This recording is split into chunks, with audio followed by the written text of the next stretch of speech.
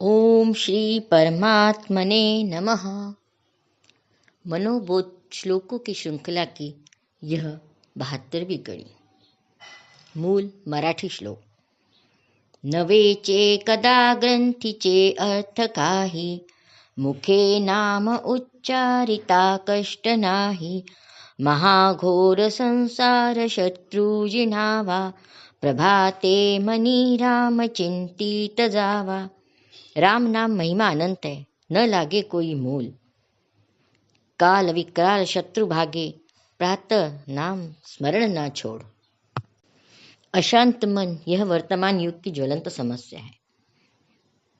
अत्यंतिक भोगवाद, गलाकाट प्रतियोगिता, पारिवारिक संस्था की दुर्दशा, व्यसनाधीनता, युवा वर्ग की ध्येयहीनता इत्यादि अनेक समस्याएं भस्मासुर की तरह हमारी संस्कृति को भस्म कर रही हैं। और यह सारी चिंताएं अशांत मन से उत्पन्न होती है। मन को शांत करके कैसे क्रिया प्रणव किया जाए, क्योंकि मन ही तो सब कार्यों का करता है। मन में जो आता है वही तो हम करते हैं। इसलिए मन में अगर अच्छी बातें ही लाए तो अच्छा ही होगा। यही बात, यही मनोविज्ञान समर्थ रामदास स्वामी अच्छी तरह जानते थे। इसीलिए उन्होंने मन को किस तरह मजबूत बनाया जाए, यह इन श्लोकों के माध्यम से हमें मार्गदर्शन किया है। एक ही बात जब बार बार दोहराई जाती है तो वह मन पर असर करती है। इसीलिए समर्थ रामदास स्वामी कुछ श्लोकों में प्रभाते मनी राम चिंतित जावा कह रहे हैं। यहाँ प्रभु राम केवल कोदंडधारी राम नहीं है, यह हमारा ध्येय है। संसार की सब अच्छी चीजें राम है और इन सब का चिंतन प्रभाते मनी करना चाहिए, मतलब प्रातः काल में मन में करना चाहिए। जब हम बात अपना ध्येय बार बार दोहराते हैं, वो भी सुबह के समय, क्योंकि प्रातः का समय ही सबसे अच्छा, प्रदूषण रहित, उत्साहवर्धक होता है।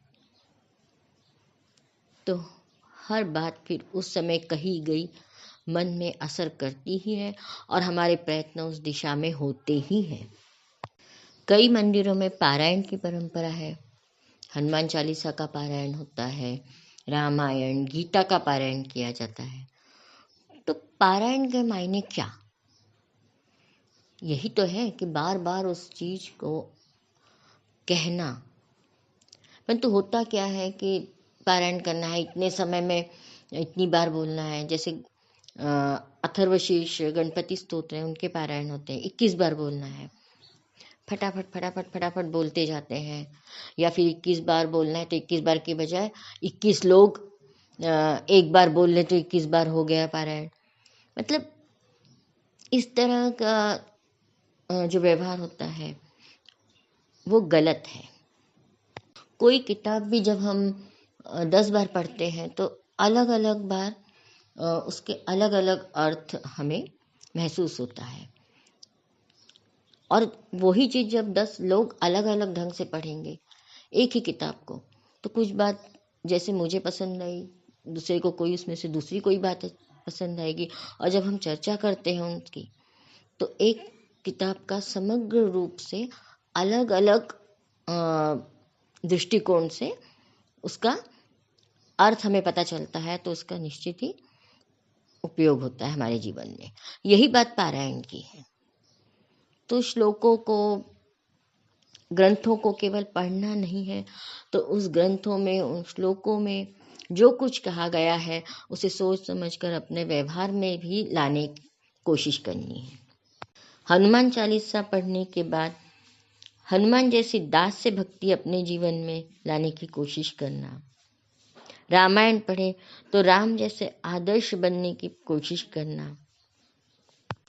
राष्ट्र नायकों के, महापुरुषों के चरित्र पढ़कर उनके चरित्र से प्रेरणा ली जा सकती है। महापुरुषों के बारे में ही पढ़ना जरूरी नहीं है, हमारे आसपास में भी कई ऐसे लोग होते हैं जो अपना जीवन सकारात्मक रूप में बिता रहे हैं। सेवानिवृत्ति के बाद भी किसी सामाजिक संस्था से जुड़कर कई ऐसे लोग हैं जो अपने जीवन को नई दिशा दे रहे हैं। हमारे जीवन की सार्थकता किस में है, यह हम खुद ही तय कर सकते हैं। दिन भर के बाद जब हम रात को सोने जाते हैं, तो अगर अवलोकन करें तो हमें यह महसूस होना चाहिए कि आज का दिन सच में हमने बहुत अच्छी तरह गुजारा। जय जय रघुवीर समर्थ।